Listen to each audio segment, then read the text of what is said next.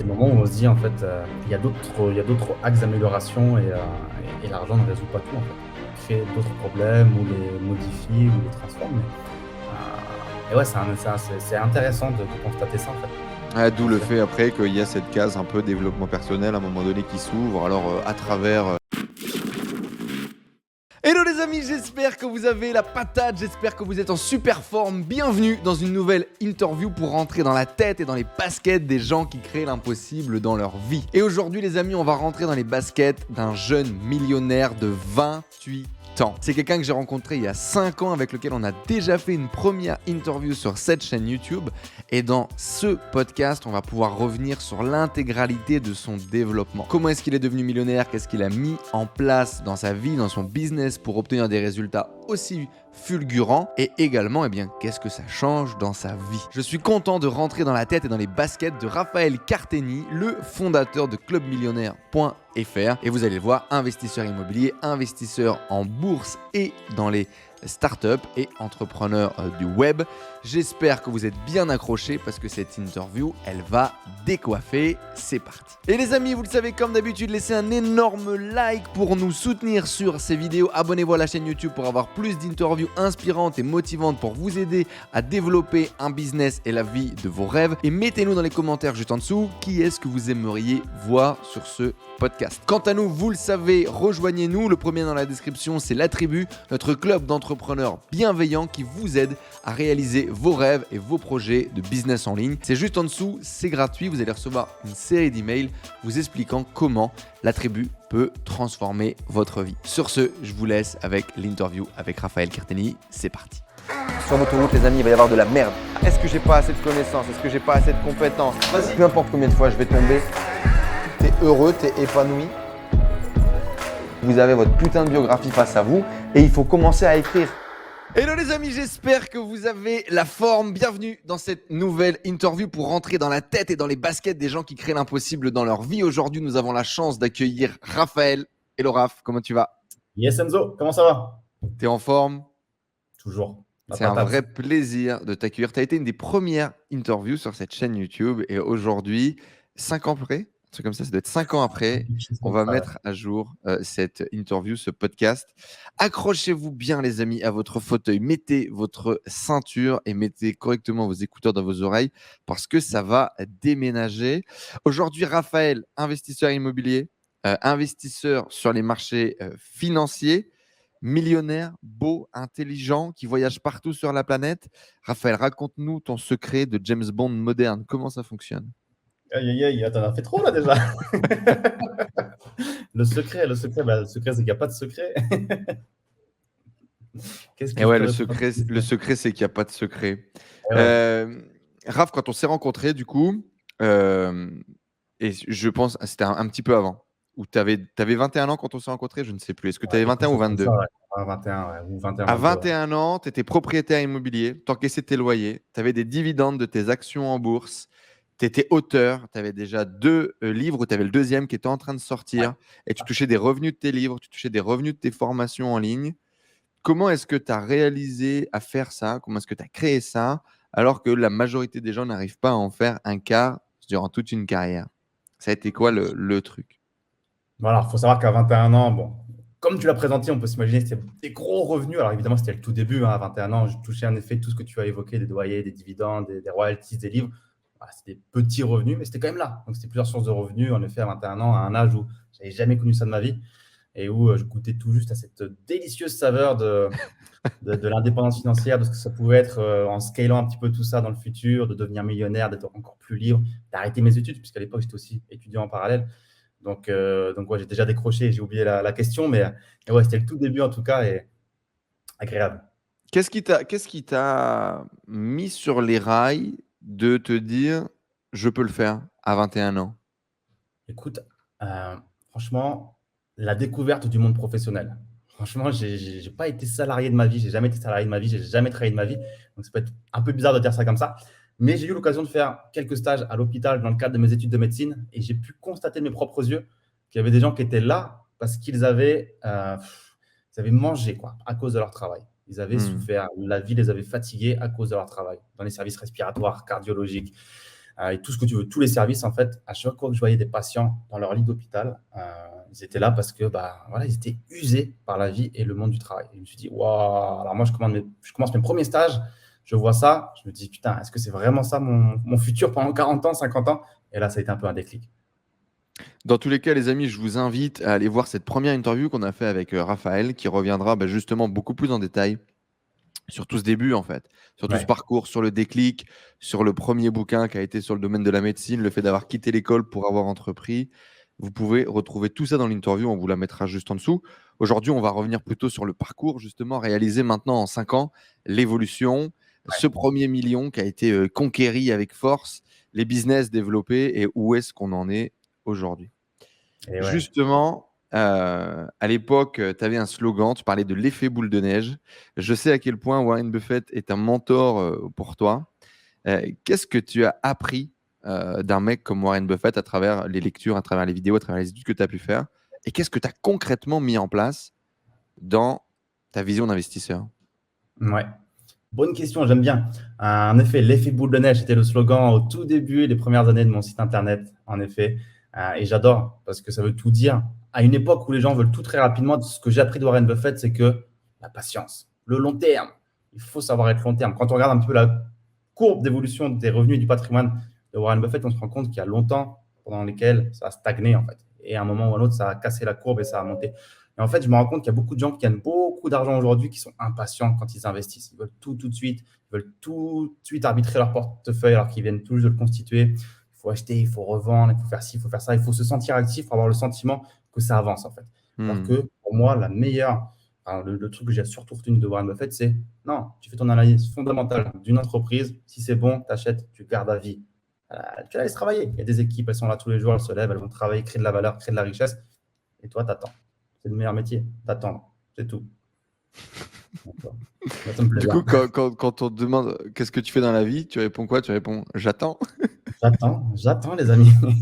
Non, mais c'est vrai, finalement, il y a une citation de Paul Samuelson qui dit que voilà, si tu veux être excité en tant qu'investisseur, c'est pas le bon métier. Si tu veux être excité, il faut que tu ailles à Las Vegas avec $800, là, tu vas être excité. Tu vas pouvoir jouer, tu auras des filles, tu auras tout ce que tu veux. Mais le métier d'investisseur, c'est chiant. C'est chiant comme regarder l'herbe pousser. C'est ce qu'il dit Paul Samuelson. C'est chiant. Voilà. Il ne faut pas tout le temps être actif et se dire, il faut que je fasse ci, il faut que je fasse ça. Donc, ouais, j'attends. C'est mon métier d'attendre. Tu as quel âge aujourd'hui, Raph? 28 ans. 28 ans, 28 28 ans. ans, on vieillit, hein, bordel. Ça passe vite. Et on reste quand même très très jeune. Bien sûr. Aujourd'hui, tu as 28 ans, tu es un enfant comme moi, génération 90. On Ouais. est la génération impatient, on est la génération du tout de suite, on est la génération Amazon Prime, on est la génération de la satisfaction immédiate. Le beurre, la Comment est-ce pilule. que tu fais pour avoir réussi à intégrer ces préceptes et ces concepts de patience et de comprendre et de réussir à appliquer cette vision de c'est sur le long terme que je vais gagner et c'est OK qu'il se passe rien à court terme. En fait, c'est une question, je pense, à laquelle je n'ai pas la réponse parce que moi, je ne comprends pas justement les gens qui ne comprennent pas ce que j'ai visiblement compris peut-être. Alors, je ne prétends pas avoir tout compris, mais Hmm. sur ce point-là du long terme, je pense sincèrement que je ne me trompe pas en ayant cette vision long terme vis-à-vis des actifs dans lesquels j'ai investi, évidemment. Et en fait, j'ai beaucoup de mal à comprendre les gens qui sans cesse se doivent d'intervenir sur leur portefeuille. Je me dis pourquoi, si cette personne a analysé sérieusement cette entreprise, cet actif, elles se sont obligées de le revendre des fois une semaine, 2 semaines, 2 mois, parce qu'il y a eu un petit événement, il y a une petite news dans les médias ou je ne sais pas quoi. Et en fait, tu vois, je n'ai pas la réponse. Il faudrait poser la question aux gens qui font sans cesse des passages d'ordre, pourquoi eux, ils passent des ordres? Parce que quand je regarde les études factuellement, ceux qui gagnent le plus d'argent en bourse, ce sont ceux qui en font le moins et qui passent le moins d'ordre. Et au contraire, ceux qui perdent le plus d'argent en bourse, ce sont ceux qui passent le plus d'ordre, parce que forcément, qui dit passer plus d'ordre, qui dit prendre plus de décisions et donc risquer de faire des erreurs. Parce que pour prendre des Potentiellement décisions, plus de risques, ouais. Hmm. potentiellement plus d'erreurs. Parce que tu es fatigué, parce que tu as mal jugé cette information, parce que voilà, ou le marché s'est retourné parce que ainsi ou ainsi. Et donc, du coup, ouais, tu as étudié les Warren Buffett Co. Il faut faire le moins de mouvements, faut garder le truc le plus longtemps possible. Tu as accepté le précepte et tu l'as suivi et point barre. Alors évidemment, ça c'est un des préceptes. Après, il y a plein de choses qu'on regarde avant d'analyser une entreprise et d'investir dans celle-ci. Non, mais au Mais niveau voilà, de la patience, je veux dire, en tout ouais, cas, au niveau de cette capacité à ne pas. Est-ce que c'est aussi peut-être un peu ton tempérament? Tu es plutôt quelqu'un de calme, tu es plutôt quelqu'un de posé. Bon, tu es aussi quelqu'un d'excité, on pourra peut-être en parler un petit peu après parce qu'il y a beaucoup d'anecdotes avec Raphaël. Mais est-ce que tu penses que c'est parce que ça fonctionne Ouais, aussi avec ta vision je pense sincèrement que j'ai un tempérament, comme tu l'as un petit peu évoqué, en tout cas dans tout ce qui est business, qui est très réfléchi, très, très posé. Je fais pas les choses au hasard. Je me laisse pas entre guillemets, attirer par ce qui brille ou par ce qu'on appelle le FOMO, la peur de Mhm. la fear of missing out, la peur de rater cette opportunité parce que bah, si je le fais pas tout de suite, je vais peut-être plus jamais avoir cette opportunité-là. Alors que souvent, tout ce qui est de la FOMO, c'est du bullshit et c'est souvent des trucs qui brillent. Et en fait, derrière, c'est du bullshit, toi. Et ça attire les débutants, mais il n'y a rien derrière. Donc, je pense que j'ai un tempérament relativement posé et je pense que ça a beaucoup joué. Ouais. Ça t'a aidé pour ta carrière d'investisseur. Justement, moi, je me rends compte que beaucoup de gens, tu vois, qui partent dans le FOMO, et j'en ai plein autour de moi, même des gens très brillants, des gens très Ouais, intelligents, qui pètent des câbles à foutre 40 000 balles dans chaque shitcoin qui passe parce qu'ils se disent que ça va les transformer en multimillionnaires. Je remarque en fond de ça, il y a un espèce de manque de confiance en soi, en fait. C'est-à-dire qu'ils ont plus confiance dans ce truc de merde, dans ce nouveau business potentiel à faire ouais, dupliquer leur patrimoine ou leur business, plus qu'à tout simplement continuer l'effet cumulé de leurs petites actions du quotidien. ouais. Est-ce que tu dirais du coup que toi, naturellement, tu as confiance en toi, tu crois en ta stratégie, tu crois en ta vision, et du coup, tu n'as pas besoin, tu vois, je me souviens par exemple, à l'époque, alors on doit être en 2017, tu te testes à l'e-commerce, tu te testes au dropshipping, ça te fait chier, ça te passionne pas particulièrement. Et même si énormément de tes potes, on va devenir pote après ça, ton pote Adam, et plein d'autres gens qui étaient autour de toi vont avoir énormément de succès avec l'e-commerce, toi tu vas être là, non, moi je continue à mettre ma petite pierre tous les jours, ma petite action, et moi je continue à regarder le gazon pousser, alors que tu aurais pu partir en FOMO. Et donc, est-ce que tu dirais que c'est parce que tu as confiance en toi? Et si oui, comment est-ce que tu as bâti cette confiance dans cette vision-là? Alors là, je pense qu'on parle de deux choses relativement différentes. Il y a d'un côté l'aspect création de business et d'un côté l'investissement. Donc, je pense que ce n'est pas Ok. forcément deux choses à comparer de mon côté. Parce que forcément, avec un business, on peut forcément aller chercher des chiffres d'affaires qui sont infinis, alors qu'avec l'investissement, c'est à hauteur de ce que tu investis.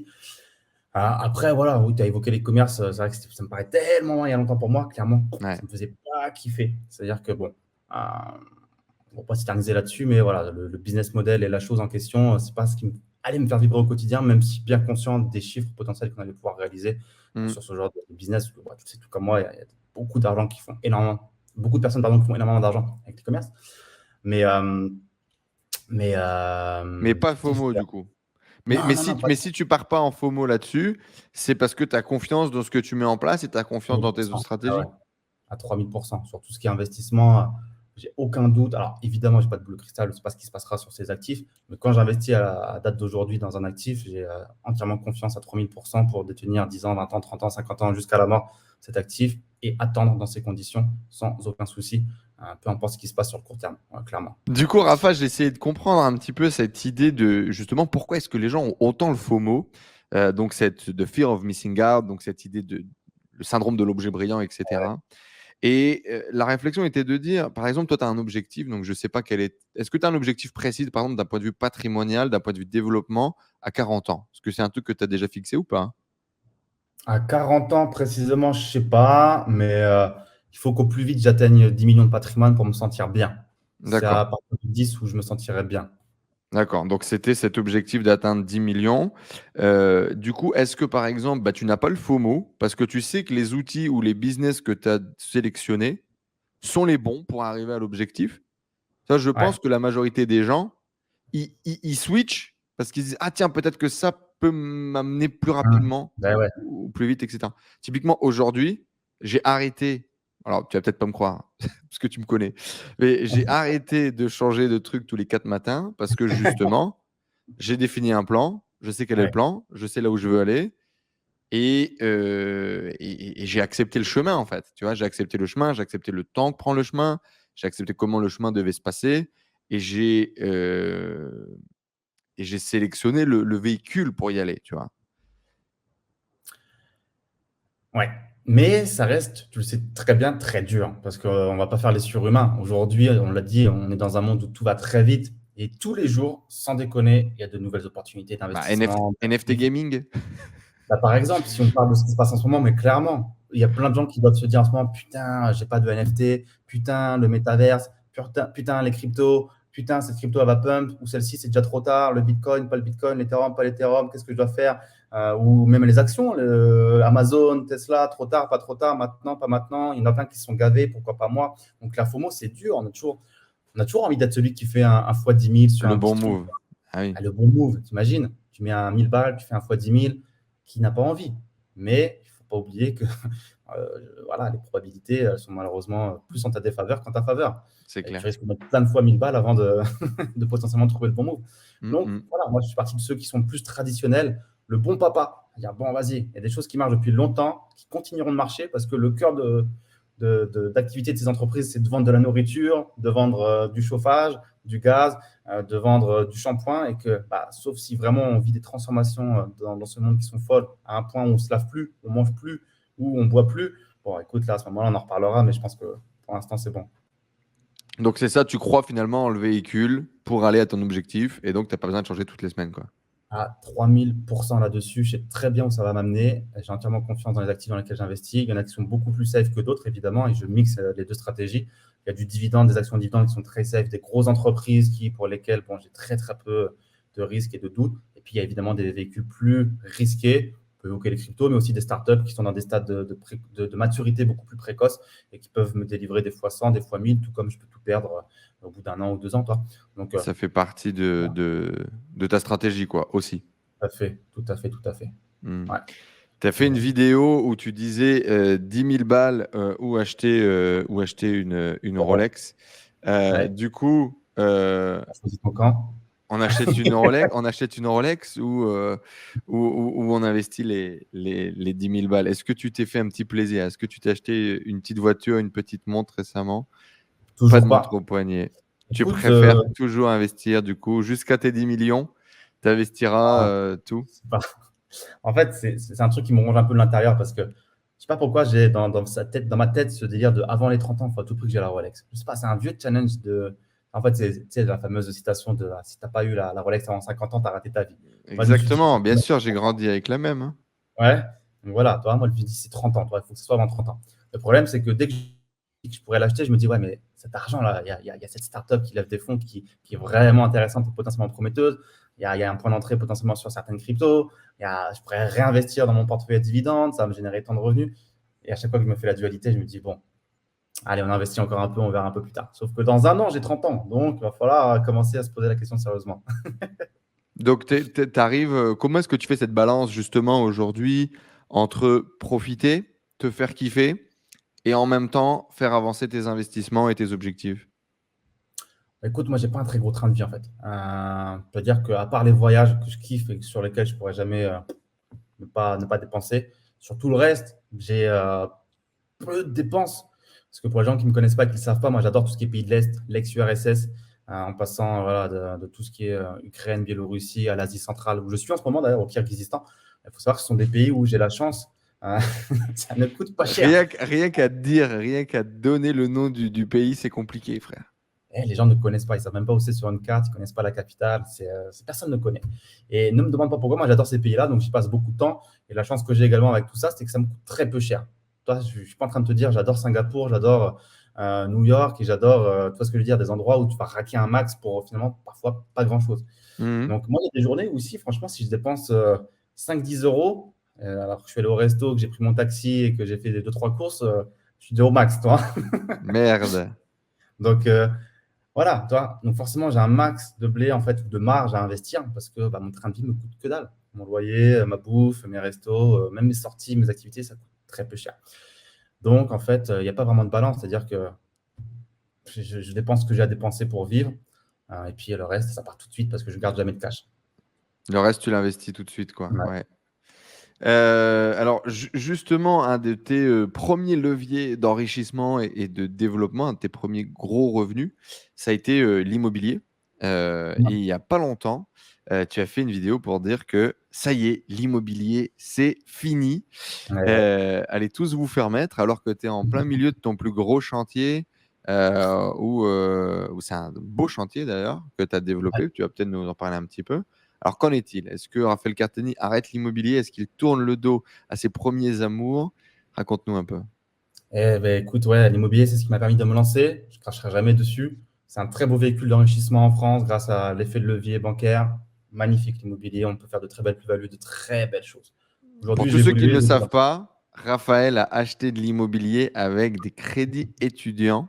C'est comme ça que j'ai commencé. Euh, Fucking smart move à l'époque, quoi. D'oser emprunter de l'argent pour les études et le Ouais, mettre dans un logement et et de le faire deux fois. rentabiliser beaucoup plus les études et le faire deux fois. Je Ouais, c'est vous comme ça que invite j'ai à aller commencé. voir encore une fois C'est l'interview ça. initiale qu'on avait fait. On en parle. Ouais, ouais, ouais. Non, non, c'est clair que c'est magnifique l'immobilier. Ça permet, ça m'a lancé, hein. C'est là que j'ai fait mes premiers euros et il y a le Airbnb qui m'a propulsé parce qu'en Airbnb, on encaisse beaucoup plus. Donc, non, non, clairement, je ne cracherai jamais dessus. Aujourd'hui, j'ai évolué. J'ai plus les mêmes objectifs. Je vis à l'étranger. J'ai des choses dans lesquelles j'investis qui me rapportent beaucoup plus d'argent par rapport à l'immobilier, par rapport au temps passé surtout. Parce que Ouais. l'immobilier, c'est beaucoup de temps et des rentabilités qui sont plus inférieures par rapport à, par exemple, la bourse ou la crypto-monnaie en ce Mais moi, moment. j'ai Ou été autre chose. choqué en fait quand j'ai découvert la bourse là, il y a quelques mois. Je suis là en mode. Et pourtant, ici, j'ai des bonnes opportunités. J'ai des opportunités d'investissement aux États-Unis où tu achètes des maisons à 80 000 et tu rentres des loyers à 1 000 $ par mois. J'ai des opportunités sur des appartements à 50, 60 000 dans des résidences de tourisme où tu vas faire 600, 700 euros de loyer par mois hors Airbnb. Je suis là en mode, ouais, c'est solide, tu vois, les rentas et tout, pourquoi pas. Et en fait, je me dis, bah, mais bon, bloquer autant de cash pour au final faire un 10-12%, c'est hyper liquide en bourse, on fait les mêmes résultats. S'il y a un petit pump, machin, on va faire encore plus. Bon, je suis pas sûr, tu vois. Est-ce que ça en vaut vraiment la chandelle? Bah, après, je pense pas qu'il faille forcément faire ou. Il faut, je pense, faire. Et c'est super Ouais, important d'avoir de l'immobilier dans un patrimoine. Mais c'est clair que si on le compare à la bourse, bah, je pense que la bourse est quand même gagnante sur le tableau final. Même si bah, l'immobilier, c'est quand même quelque chose de très important dans le sens où c'est physique, c'est concret, tu as la clé. Je veux dire, les gens ne vont jamais aussi loin dans la réflexion, mais si demain, il n'y a plus Internet, on peut tout imaginer dans ce monde. Toi, on vit vraiment en ce moment même, d'ailleurs, des dingueries d'un point de vue mondial. Il se passe des choses qu'on n'aurait peut-être pas imaginées. Donc, si demain, bien il n'y a plus sûr. Internet, qu'est-ce qui se passe? Ton courtier en ligne, tu accèdes comment? Comment tu prouves que tu as cet argent, que tu es propriétaire de telle entreprise, tes cryptos, tout ça? Il ne te restera que ton immobilier, ou pour ceux qui ont de leur physique, comme moyen de prouver un patrimoine ou de s'en servir pour générer des revenus. Donc, je pense qu'il faut avoir les deux. L'immobilier, c'est très, très bien. Mais voilà, en tout cas, pour recentrer, ouais, l'immobilier, moi, ça m'a saoulé en France pour plusieurs choses. Tout est long, tout est long, tout est putain de long par rapport à d'autres actifs où tu peux faire les choses beaucoup plus rapidement. Et encore une fois, la bourse. Mais voilà, si tu veux investir tout de suite, investis tout de suite. Et dans un mois, tu as tes dividendes. En immobilier, si tu veux investir tout de suite, bah, bonne chance, toi. Donc, ouais, c'est pénible. Parle-nous un petit peu de ce gros projet dans lequel tu t'es lancé là avant de signer ta révérence. Du coup, c'est quoi? C'est un hôtel particulier? Non, c'est un immeuble de rapport à Reims de 4 lots, plus un cinquième qu'on est en train de créer dans les combles. Donc, c'est un beau projet, hein. On met 200 000 euros de travaux. Donc, on refait tout, en fait, vraiment de tout en C'est bas. le plus gros projet sur lequel tu as jamais bossé, j'imagine. Ouais, clairement, avec autant de travaux, ouais, ouais. Ah ouais. Donc, ouais, ouais, il y a une création de lots, on rénove tous les lots. C'est un immeuble en plein Reims, donc c'est à la fois patrimonial et à but de Et profit aussi. à la fois de la rentabilité à cash flow en créant le logement supplémentaire. Et puis en mettant aussi de l'apport pour éviter justement ce fameux cash qui traîne et qui ne sert à rien. Donc, voilà, en plein Reims, tu achètes à 100% via effet de levier avec une banque, c'est pas rentable, c'est impossible. Mais là, on l'a rendu rentable en mettant de l'apport et en faisant en fait la balance, simplement. Mhm. Et donc, Donc du coup, voilà, c'est un projet qui vaut combien total, travaux, post-travaux? post-travaux, l'immeuble, il vaudra alors, à peu près. Alors, on a acheté l'immeuble 400 000, plus frais de notaire 430 000, du coup, 200 000 euros de travaux, donc on a 630 et je pense qu'il peut se valoriser à peu près 700 000 800 000 C'est bien, hein? aujourd'hui, en sachant que Reims monte beaucoup et qu'on est encore sur un prix du mètre carré qui, selon moi, voilà, en gros, il va valoir 1 million dans les prochaines années, je pense, et il continuera de faire son chemin tranquillement, en C'est patrimonial. un projet que tu as pu faire tout seul, du coup? Non, je pense pas. Alors non, moi j'ai mis en place une structure en France familiale, avec tout un montage de holding, de démembrement de propriété pour anticiper tout ce qui est transmission entre les Mhm. parents, la sœur, etc. Donc Euh, là, c'est un projet familial, quoi. Tu as fait ça avec la famille. c'est ça, en fait, j'ai commencé à investir en nom propre, comme tu l'as évoqué, et par la suite, en étant expatrié en fait, à l'étranger, je me suis dit, investir en France, ce sera plus possible. Donc j'ai essayé de trouver des solutions, et je me suis dit, bon, construire un patrimoine pour la famille, c'est pas déconnant. Ils le font pas, ils le feront jamais.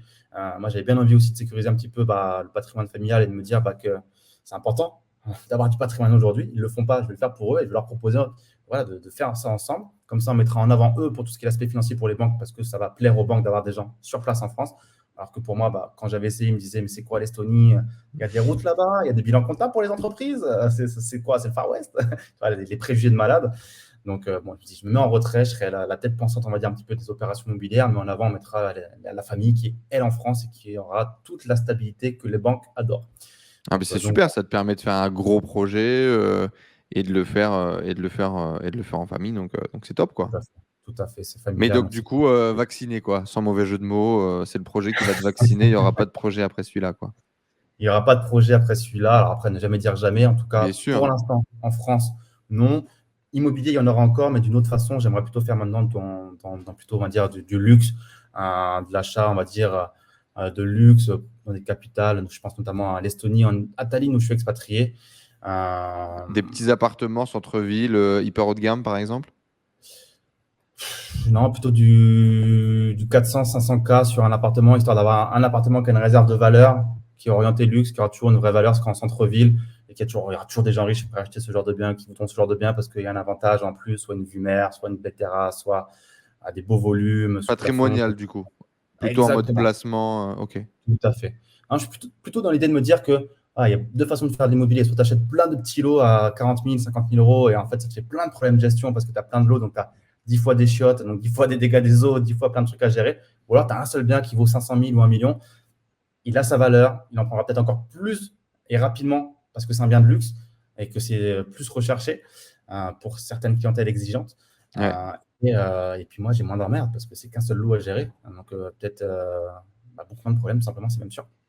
Et finalement, ça, en voyant un petit peu le développement de ta vision en tant qu'investisseur, donc là, l'immobilier de luxe, mais également la bourse, effectivement, c'est quand on a du cash. Donc, c'est aussi à accéder à ces business-là, à accéder à ces opportunités-là, a fait évoluer. Parce qu'à l'époque, quand on n'avait pas de thunes, bon, bah, il Ah bah n'y ouais. avait pas raison de pouvoir mettre autant d'effets de levier sur la bourse, par exemple, tu vois, je pense. Et ouais. En fait, forcément, tout évolue en fonction de ta situation personnelle. C'est vrai que quand on commence, on commence avec un petit studio, un petit parking, on fait à hauteur de ses moyens et de ce qu'on peut faire. On a beau avoir l'ambition de se dire, je veux acheter un château ou un hôtel particulier à Paris, c'est bien de rêver, mais il y a la situation du terrain qui fait que tu ne peux pas pour l'instant. Et en fait, je pense que plus tu évolues et plus tu penses différemment et plus tu essayes de privilégier un rapport, un ratio rentabilité et temps en fait optimal. Parce que bon, au début, tu as beaucoup de temps aussi à donner, mais plus tu avances et plus tu as de choses à gérer, et moins tu as envie de passer de temps sur certaines choses et d'être le plus efficient possible aussi, je pense. Eh bien, c'est top. Et donc, du coup, aujourd'hui, immobilier, on va privilégier d'autres stratégies Ouais, après cet hôtel. Tu penses que tu auras fini le projet de l'immeuble quand? j'espère en fin d'année, hein. Mais franchement, quand tu disais que c'était long, c'est fou, hein. On l'a acheté il y a déjà plus d'un an, le truc. Alors, il y a eu le coronavirus, il y a eu tout ça, mais ça me décourage en fait. Je me dis, mais ça fait un an et les travaux sont toujours pas terminés. C'est what the fuck. Un an depuis la première visite, je parle. Donc, non, c'est super long. C'est du travail, mais Tu es hyper jeune, tu n'as jamais étudié dans le domaine de l'immobilier ou des travaux, etc. Au contraire, tu as fait médecine. Euh, Quand on a 200 000 euros de travaux à faire comme ça, qu'on se retrouve un peu maître d'œuvre, où ouais. est-ce qu'on apprend? Comment est-ce qu'on se forme? Qu'est-ce que tu fais pour pas te faire douiller par les artisans? Comment est-ce que tu fais pour comprendre un peu tout ce qui va se passer sur le chantier et savoir que ça se passe bien, quoi? Ouais, c'est vrai que ça peut très vite partir entre guillemets en couille. Mhm. Surtout, surtout que voilà, pas mal de nos artisans ont compris qui j'étais en fait, parce que en fait, quand j'arrivais sur les chantiers, sur le chantier, ils me disaient mais c'est vous le propriétaire? Ou ils parlaient entre eux, je les entendais parler entre eux. Mais c'est qui lui? C'est le propriétaire, il a acheté tout l'immeuble, ils comprenaient pas trop. Je sentais qu'il y avait un qui propose sur qui Parce que j'étais. du coup, tu étais un petit jeune, c'est ça? Ouais, parce que j'arrivais lundi, mardi après-midi, 15h, le lendemain, mercredi, 10h, jeudi, 17h, je suis là.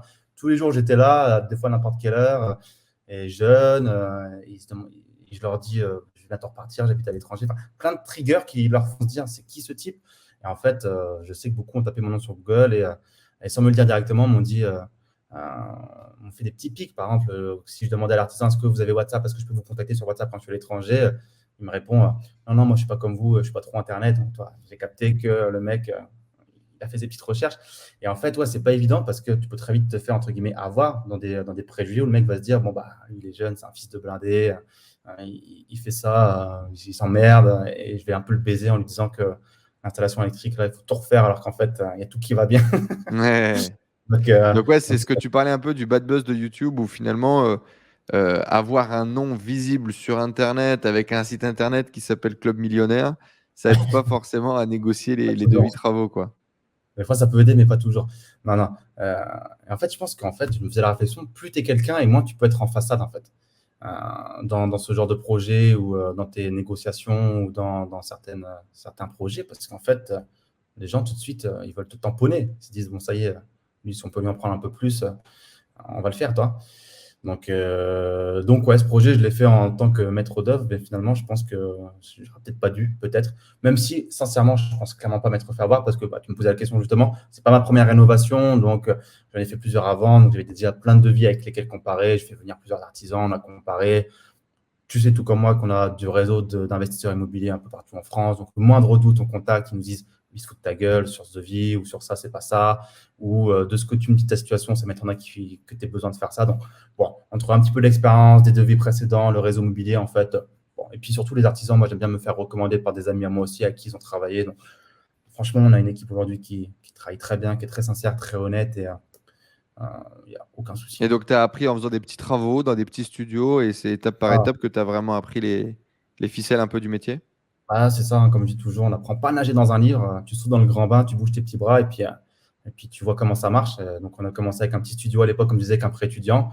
On a vu un petit peu comment ça se passe un peu. Et puis après, on essaye de dupliquer les choses, hein. Ouais, et puis bon, au début, tu faisais ta gestion toi-même en Airbnb. Je me souviens que tu as eu des galères, ta femme de ménage qui vient pas, tu vas faire ton ménage toi-même. Enfin voilà, quoi, tu as mis les mains dedans pour maîtriser tout le process aussi, quoi. Ah ouais, pendant 4 5 ans, c'est vrai que j'ai fait tout ça. J'ai vu, puis j'ai même été sur les chantiers d'autres investisseurs immobiliers. J'ai vu comment ils faisaient. Par exemple, pour l'immeuble là, de rénovation, toi, les artisans, à peine ils arrivaient, je leur mettais un cahier des charges dans les mains, toi. Ça, ils ont passé avec tout le monde, même avec des gens, entre guillemets, plus âgés, soi-disant plus matures. Il y a- Ils étaient tous surpris. Ils m'ont tous dit, putain, c'est quoi, un cahier des charges, vraiment? Ah ouais, genre, tu sais ce que tu fais, toi. Alors que des fois, tu as Ouais. Jean-Charles, 45 ans, qui dit, ouais, je veux faire des travaux, mais je sais pas ce que je veux comme matériel. Donc te professionnaliser, étudier et C'est ça. pousser ton niveau pour pouvoir être sûr de délivrer de la qualité aussi, quoi. C'est ça, tout à fait. De toute façon, dès que tu es professionnel, tu attires des gens professionnels, je pense. Tu attires des gens à ton image, en fait. Je pense que tu es d'accord avec moi là-dessus, en fait. Si Mhm. tu as une bonne approche et que tu fais les choses professionnellement parlant, normalement, ça va. Bon, est-ce qu'on regrette alors quand même le YouTube game ou pas du tout? Le YouTube a tellement apporté de choses positives de l'autre côté que bon, Évidemment. pour un chou de chantier un peu relou, c'est pas très grave. Évidemment. Voilà. C'est même pas des choses négatives, hein, c'est juste des petites remarques. C'est marrant de voir que les gens sont curieux et se renseignent sur toi pour voir quitter parce qu'ils se demandent quitter. Mais évidemment qu'aujourd'hui, YouTube et tout ce qui a pu en découler, ça a été magnifique, hein, aussi bien les rencontres qu'on a pu faire. Bah, je pense qu'on s'est rencontrés via YouTube au final, plus ou moins. Je ne sais pas Bien comment sûr. précisément, je ne me rappelle plus, mais je pense que c'est via YouTube. Bah, tu avais déjà de la visibilité. Je faisais des interviews de gens qui avaient déjà fait des choses que j'avais envie de faire. Tu avais déjà une communauté, tu vendais déjà des formations, tu étais déjà auteur. Donc, c'est surtout dans cette casquette d'entrepreneur et d'investisseur que je t'avais interviewé. Ouais, bien sûr, c'est Ouais, grâce à c'est YouTube. via YouTube. Donc non, pour toutes les rencontres, les opportunités, les voyages aussi, que ce soit en Asie, en Thaïlande ou ailleurs. Enfin, je veux dire, ça a tellement apporté de choses positives que le négatif, je ne vois même pas c'est quoi le négatif, à part peut-être un commentaire de Michel qui dit espèce d'enculé, t'es moche. Bon, franchement, Ouais. Alors effectivement, du coup, pour les anecdotes, Raphaël, une des premières interviews sur la chaîne YouTube dans les bureaux de Nico, donc de mon ancien boss à Paris. Un des premiers voyages de nomade digital, parce que je pense, par insouciance, à l'époque, Raphaël disait à tout le monde, moi je vais en Roumanie, la Roumanie c'est trop bien, tout le monde se foutait un peu de sa gueule. Et moi je lui dis, ben, je vais venir te voir en Roumanie. Et il me dit genre, ouais, genre, tu viendras pas. Et 2 semaines plus tard, j'étais en il était là. Roumanie en mode, frère, on y va? Qu'est-ce qui se passe en Roumanie? C'est quoi les bails? Et c'était mon premier voyage, on va dire, en tant que nomade digital. Raph avait vraiment été une vraie source d'inspiration, de motivation, et même il m'avait donné des contacts à l'époque de trucs, de comment faire les choses. Je me souviens à l'époque, tu avais même mis des order bumps où tu vendais du coaching téléphonique sur tes programmes et tu prenais les calls pendant qu'on était en Roumanie, Ouais. machin. Enfin, il y avait pas mal de testing. Et puis, voilà, moi, à l'époque, concrètement, je vendais rien en ligne ou très peu ou ça marchait à galère, quoi. Et il y avait Raph qui avait ses pages qui étaient déjà bien en place, et tunnel de vente qui rapportait de l'argent. Et c'était vraiment un bain d'infos. À l'époque, je découvre aussi l'affiliation, notamment l'affiliation dans le trading à travers RAF. On va développer une activité qui va faire pas mal d'argent et qui va nous faire les premiers résultats. Donc, il va se passer vraiment beaucoup de choses. Et puis après, on fera pas mal de voyages, notamment en Asie, beaucoup de souvenirs en Thaïlande, bien évidemment. Aujourd'hui, tu visites des pays de fous, inconnus, où personne ne Ouais. va. Tu es actuellement, du coup, au Turkménistan, c'est ça? Non, c'est raté. Non. Le Kirghizistan. Bon, je ne vais pas le répéter parce que je pense que je vais l'écorcher certainement. Pourquoi? Pourquoi ces pays que personne ne visite? Moi, je me souviens, il y a une fois, on a failli perdre Raphaël. Il est tombé en panne d'une mobilette dans un pays à l'autre bout de l'Asie où personne ne va. Et on s'est dit, Raphaël va plus jamais rentrer, quoi. Ça y est, c'est fini. Pourquoi autant d'aventures? Pourquoi aller visiter autant de pays, entre guillemets, chelous, où personne ne Ouais, va ouais, ouais. Écoute, j'adore voyager. Je suis allé à peu près partout où tous les gens vont, dans les pays classiques. On va pas les citer, hein, mais on a cité la Thaïlande ou Dubaï ou l'Espagne ou Mexique. Ou bref, c'est bien de voir les choses, hein, c'est très bien là-bas. Mais j'ai envie de voir un petit peu ce que les gens ne vont pas voir. Et parce qu'en fait, souvent se cachent de vrais petits bijoux. Et en fait, clairement, je m'amuse beaucoup plus dans les pays où personne ne va que dans les pays où tout le monde va, parce qu'aujourd'hui, moi, j'ai la phobie des endroits presque où il n'y a que des touristos dans tous les sens, où tu vas à 8000 km, ça parle encore français, où tu as le beauf d'Allemand qui est bourré à sa bière, et puis, ouais, tu vois ce que je veux dire. Là, au Kirghizistan, il y a zéro touriste, c'est-à-dire que je suis le seul avec des yeux comme ça et qui ne ressemble pas, entre guillemets, alors c'est pas péjoratif, à un Asiatique. Moi, je les adore, je les trouve magnifiques, mais j'adore. Je me sens unique ici. Les gens sont super gentils. Et j'adore ce genre d'expérience parce que tu te lèves et puis tu es dans un environnement qui te stimule, en fait. Tout est différent. Donc, ouais, je suis allé dans plein de pays différents où les gens ne vont pas, le Kosovo, même dans des pays qui ne sont pas reconnus internationalement. En Moldavie, il y a un territoire qui s'appelle la Transnistrie que personne ne reconnaît, où tu as des checkpoints, ils ont leur propre police, leur propre militaire, propre passeport, propre devise, propre tout. Donc, ouais, je suis allé dans plein de pays comme ça, le Tadjikistan récemment aussi. Bref, génial. Moi, j'adore parce que c'est des gens qui ne voient pas de touristes. Donc, du coup, quand ils te voient, ils sont intrigués, ils sont intéressés, ils sont super gentils, ils t'accueillent super bien, ils parlent avec toi. Et c'est génial, je trouve. Et donc aujourd'hui, tu es toujours basé en Estonie, ta société est en Estonie, et puis toi, tu te Ouais, balades dans tous ces pays c'est de ça. l'Est et en Asie, tranquillou, un peu en mode nomade, quoi, c'est ça?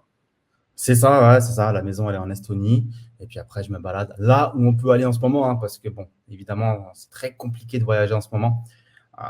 Donc on fait un peu comme on peut, mais ouais, moi, j'adore Comment tu as voyager. vécu, toi, toute cette période un peu de crise, de Covid, de machin Bah, écoute, il y a eu des moments sympas et un peu moins sympas, je ne vais pas te mentir. Il y a eu le début de la crise où j'étais en Estonie, qui a été le moment où j'ai écrit mon livre. Donc, ça a été un très, très beau booster de business Donc un pour moi. nouveau bouquin, du coup, sur les Ouais, dividendes, hein, c'est ça?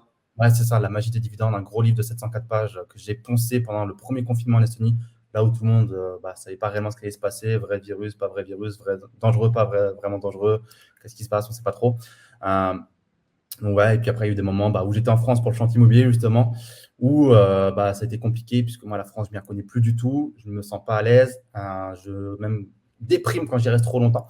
Donc, voilà, ça a été aussi une des raisons qui m'a fait arrêter l'immobilier, puisque aller en France pour déprimer juste pour de l'immobilier, c'est plus ce qui m'intéresse aujourd'hui. Est-ce que tu as analysé un peu de pourquoi est-ce que tu te sens aussi mal quand tu rentres à la maison?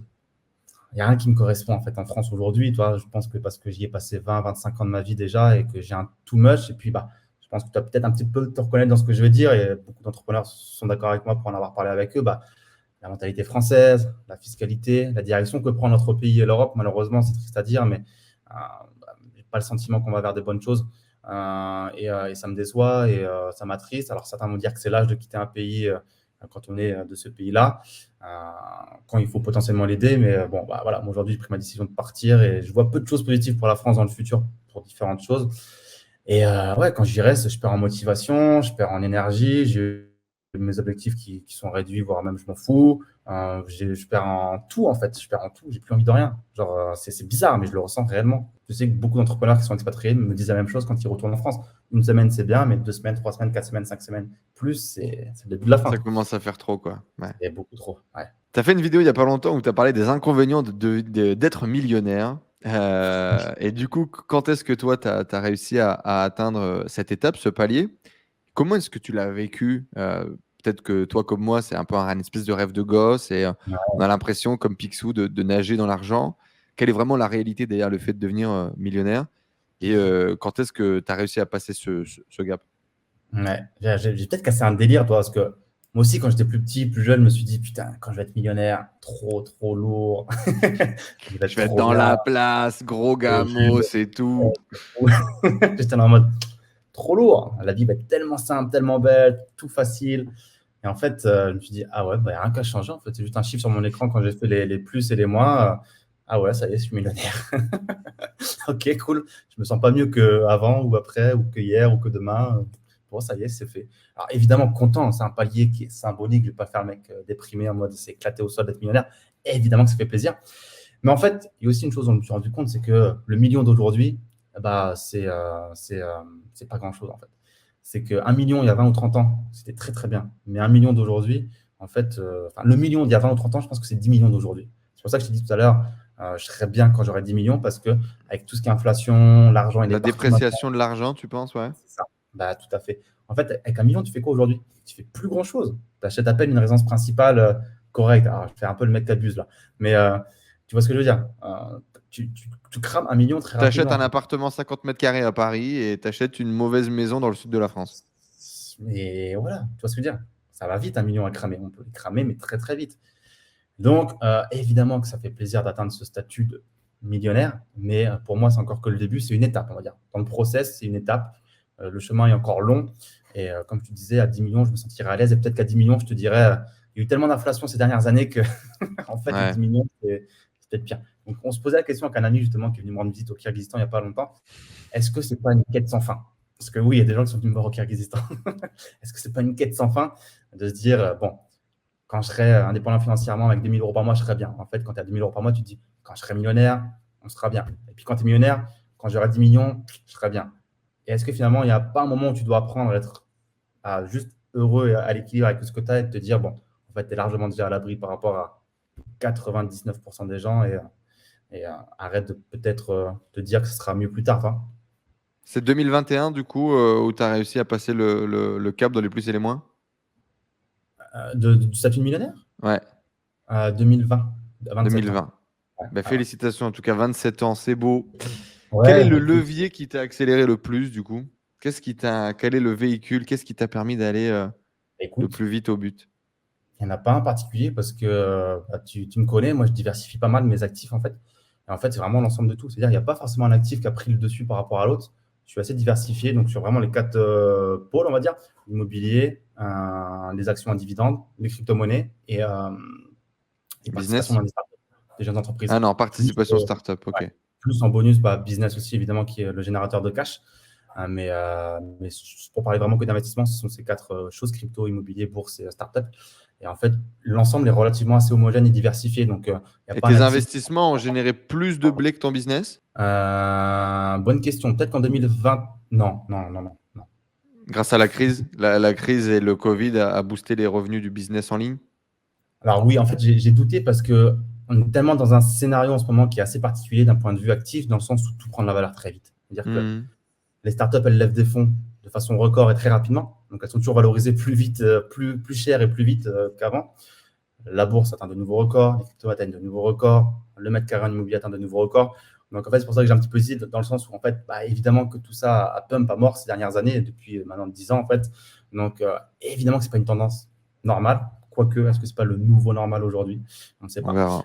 Mais bon, en tout cas, c'est sûr que ça a aidé plus le lieu du business qui génère du cash, qui est réinvesti, etc. etc. Eh ben, c'est top. Est-ce que tout le monde devrait être millionnaire? Est-ce que tout le Hmm. monde peut devenir millionnaire? Est-ce que tout le monde doit devenir millionnaire, selon toi? Doit, non. Peut, oui. Après, bon, si tout le monde est millionnaire, c'est plus un statut, on va dire, c'est plus un statut tout court, en fait. c'est la nouvelle normalité.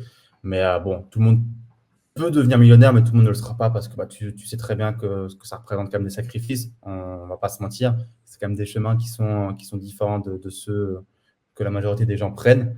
Il y a des avantages, il y a des inconvénients, mais il y a des gens pour qui le train-train quotidien, ça leur va très très bien. Et il faut des gens comme ça pour que certaines deviennent millionnaires. Ce n'est pas péjoratif quand je le dis, mais c'est la réalité des choses et de comment ça fonctionne dans un monde capitaliste. Il faut des consommateurs, il faut des producteurs.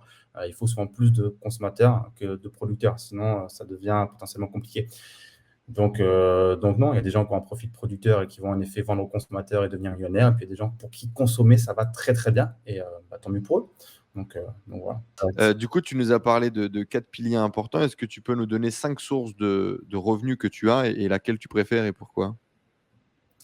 Celle que je préfère le plus. Écoute, ça va parfois varier. En ce moment, j'ai une petite lubie sur tout ce qui est startup. J'analyse en ce moment tous les jours plein de pitch decks de startup et ça me fait kiffer. Donc en ce moment, là, sur cette fin d'année 2021, c'est vraiment ce sur quoi je kiffe investir. Analyser des jeunes startups, aussi bien aux États-Unis qu'en Inde, au Mexique, etc. Et puis potentiellement leur filer du blé pour soutenir leur croissance. Mhm. Mais sinon, en vrai, j'adore tous les actifs, sauf peut-être l'immobilier en ce moment, qui en ce moment me casse la tête. Donc celui-ci en dernier peut-être quand même. Donc, 5 sources de revenus, on les récap. Business, Ouais, notamment business internet dans ton cas. Immobilier avec du coup l'entrée de tes loyers.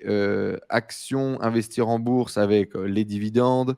Les startups, du coup, qui font des levées de fonds, qui ont des super croissances. Et puis, bon, ouais, quand tu as misé sur le bon cheval, ça fait des bons multiplicateurs. Et le dernier, les cryptos. les cryptos. Et donc, Ouais, ouais. crypto, tu fais quoi? Tu fais des cryptos à dividendes et tu fais ou tout simplement tu mises sur les chevaux qui se développent, tu revends et t'encaisses ta plus-value. Bah, c'est un peu comme en bourse, c'est vision long terme, donc grosse capitalisation, on est là pour le long terme. Il n'y a pas de trading, il n'y a pas d'arbitrage. Vraiment, voilà, c'est encore de l'analyse fondamentale. Tel projet, j'y crois, c'est de la grosse capi, j'y vais. Et un peu de stacking, comme tu as dit, il y a du crypto-dividende, entre guillemets, où on met à profit dans le réseau les cryptos pour en générer encore plus. Donc, par exemple, pour que tout le monde comprenne vraiment ta vision, par exemple, tu t'es pas fait chier là récemment à vendre, à essayer de prendre les dernières DeFi qui se lancent, à essayer de rentrer sur les derniers trucs, à Bah, essayer d'acheter des NFT. Non. non, non, parce que je n'ai pas un profil trader. Que tous ceux que je vois faire du trading, même des gens qui ont beaucoup de réussite dans le business, ils perdent de l'argent. Ceux qui osent déjà dire qu'ils perdent de l'argent, ce qui est déjà très bien, parce qu'il y a tous ceux qui n'osent pas dire qu'ils ont perdu de l'argent en investissant sur le shitcoin ou je sais pas quoi là. Puis 90% des. Enfin, faut pas oublier, hein, 90% des gens qui investissent perdent, non pas parce que la bourse et les cryptos perdent, c'est juste parce que ça va pas le faire. être un trader, c'est un métier, quoi. C'est compliqué. Bien Il y a sûr. 8 milliards de variables. Eh oui.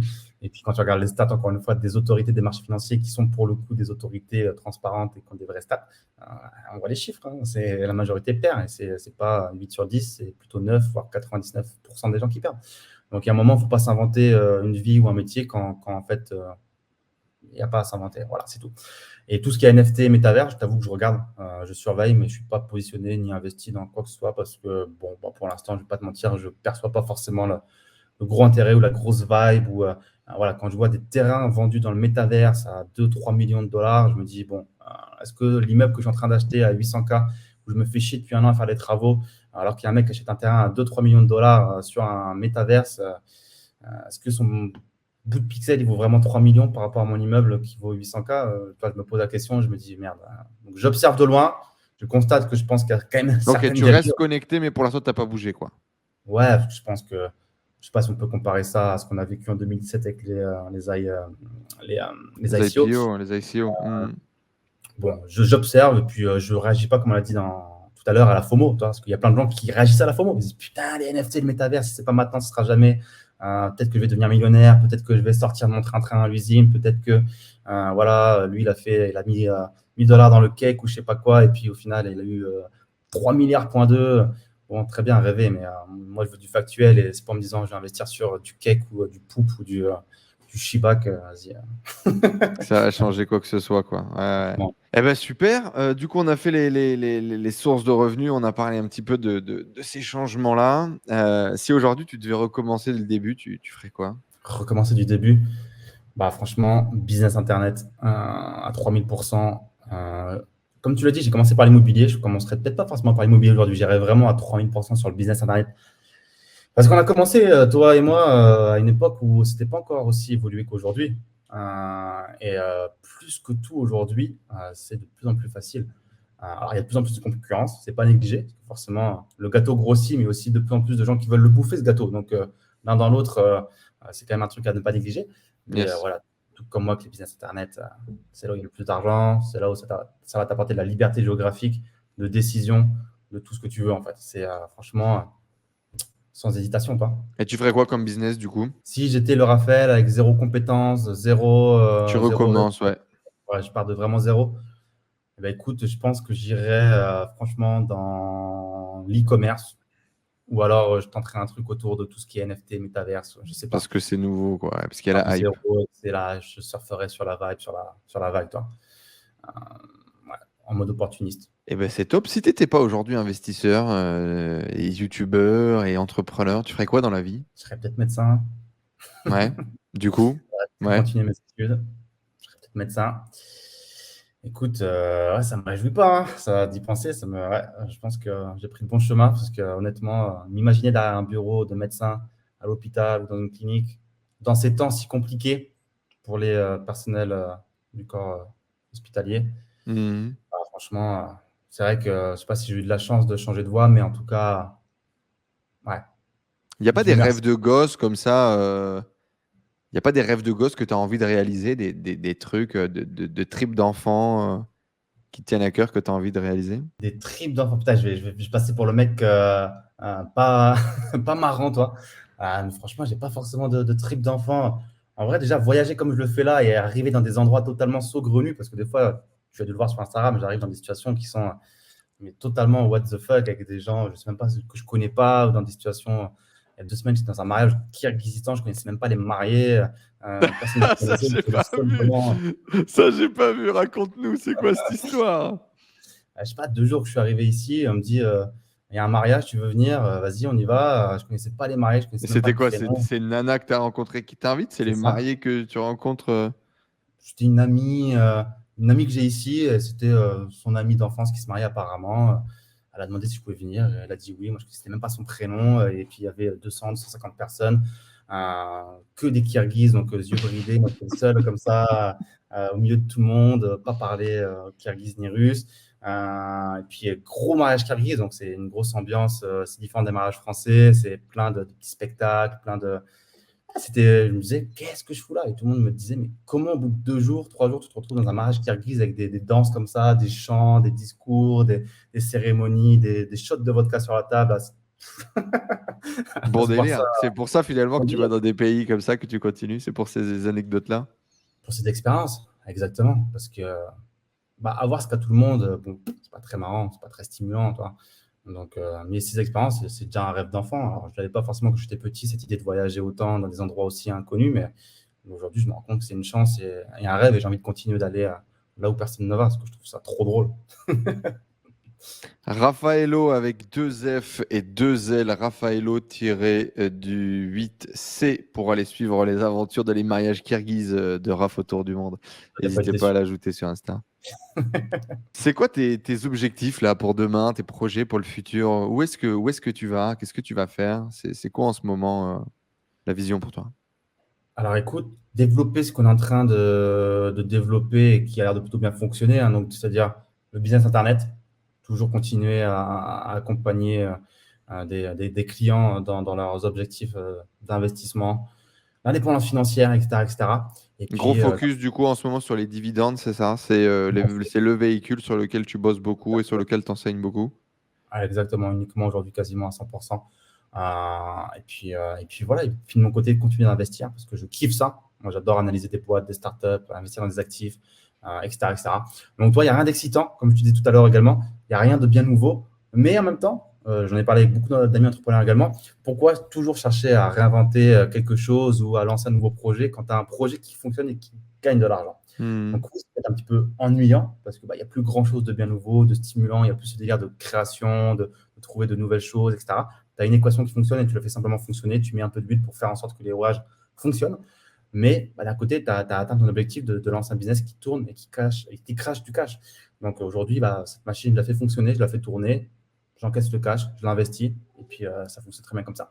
Donc rien de bien nouveau, mais on Tu as un continue de faire. objectif de nombre de participants, de nouvelles personnes, de parts de marché, de books vendus peut-être? Est-ce que tu as des challenges que tu vas aller affronter? Franchement, même pas.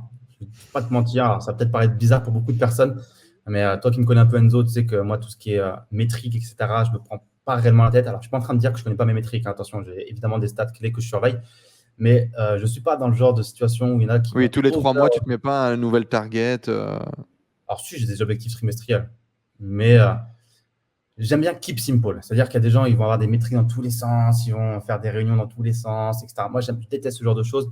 Je keep simple. J'ai mes objectifs à 3 mois et je fais tout en sorte pour que ça arrive. Mais, voilà, je fais tout en sorte que ça soit toujours le plus simple possible. Et, euh, et voilà.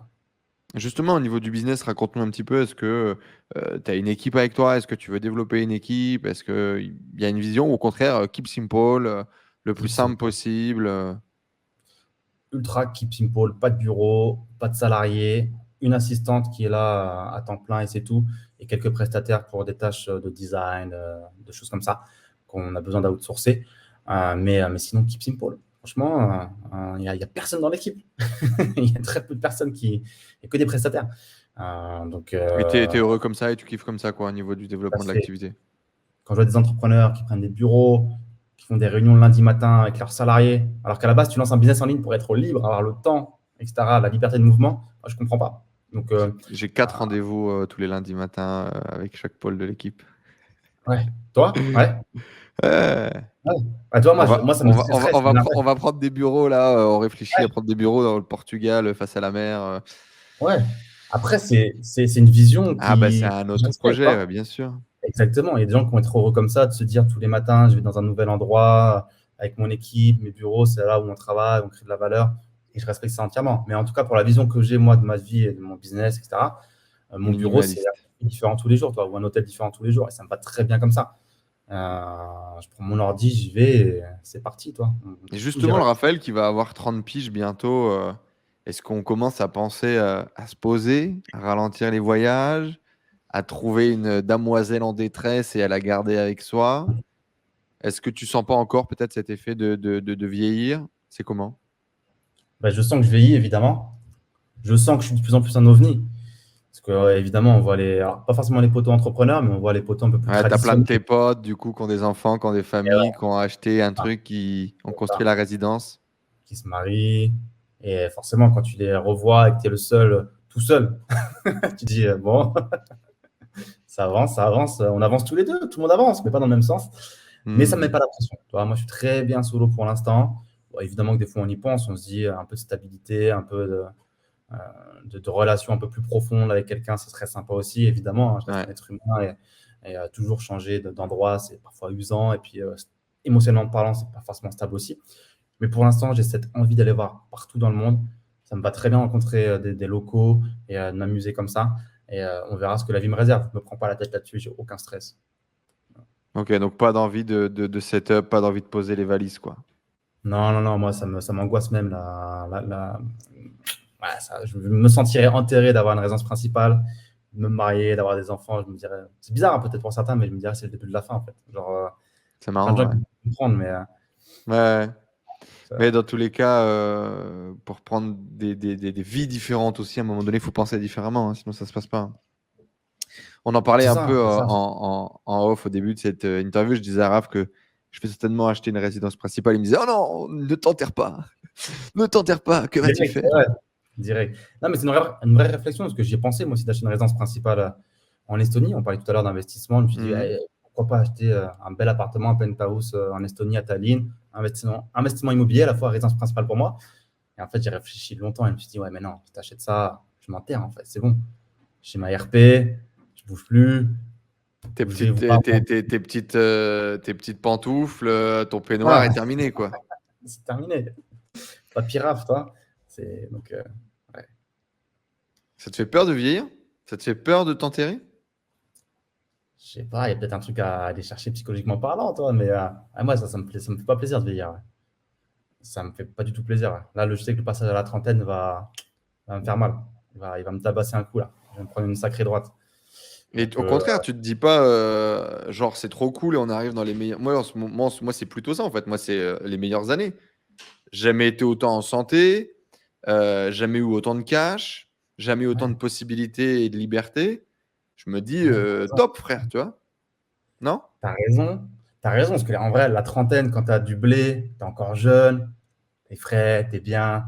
Franchement, magnifique. Et je sais très bien que les trentaines, C'est la ce qui va se trentaine, passer dans les faits, tu vois ce que eh je veux dire oui, ou pas?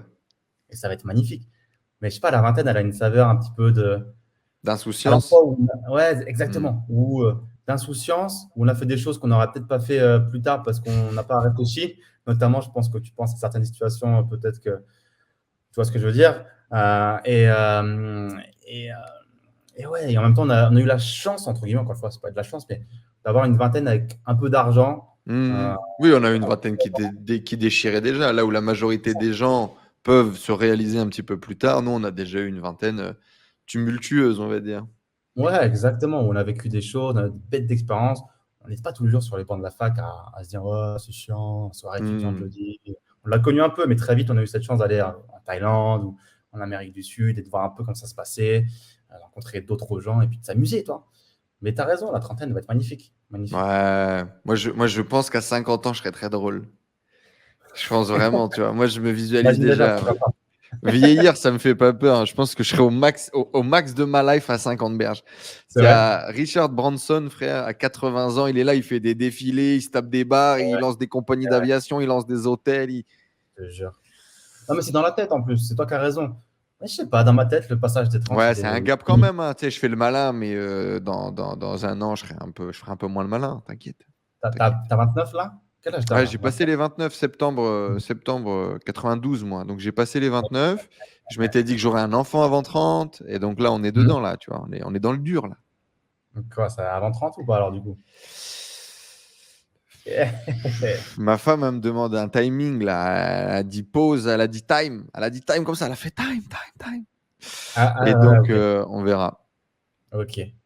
Bon. De toute façon, on choisit pas, on maîtrise pas le temps qui passe. On Donc, maîtrise pas trop. Ouais. Ici, ils sont très religieux, tu sais. Et donc, ma femme, elle me dit c'est la volonté de Dieu, frère.